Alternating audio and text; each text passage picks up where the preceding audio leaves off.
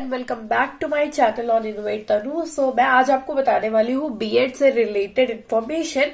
अगर आप बीएड करने का सोच रहे हैं, बीएड मतलब कि बैचलर्स ऑफ एजुकेशन अगर आप करने का सोच रहे हैं, तो ये एनसीटीई की तरफ से न्यूज निकल के आई है, उनका एक ड्राफ्ट निकल के आया है। एनसीटीई क्या है? तो national council for teacher education है ये, जिसमें कि इन्होंने बताया है कि आफ्टर 10 ईयर्स, अब 10 साल के बाद फिर से ये बीएड के कोर्स को 1 साल का कर रहे हैं।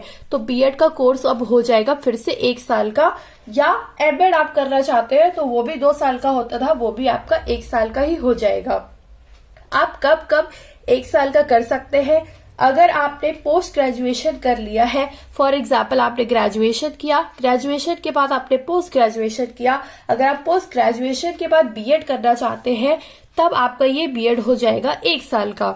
अगर आपने 4 साल का ग्रेजुएशन किया हुआ है, जो कि बहुत सारे ग्रेजुएशन होते हैं जो कि 4 इयर्स कोर्स होता है, तो अगर आपने 4 ईयर का ग्रेजुएशन किया है तब भी आप ये 1 ईयर बीएड कर सकते हैं, इसकी भी मान्यता सेम ही होगी।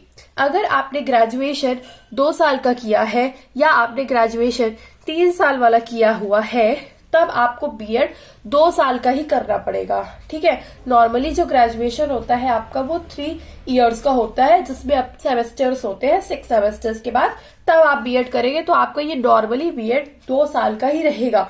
बट 1 साल का किसके लिए रहेगा? जिन्होंने पीजी कंप्लीट कर लिया है या जिन्होंने 4 इयर्स ग्रेजुएशन किया है, उनके लिए बीएड जो हो जाएगा वो 1 साल का हो जाएगा, या एमएड मास्टर्स ऑफ एजुकेशन भी उनके लिए 1 साल का हो जाएगा।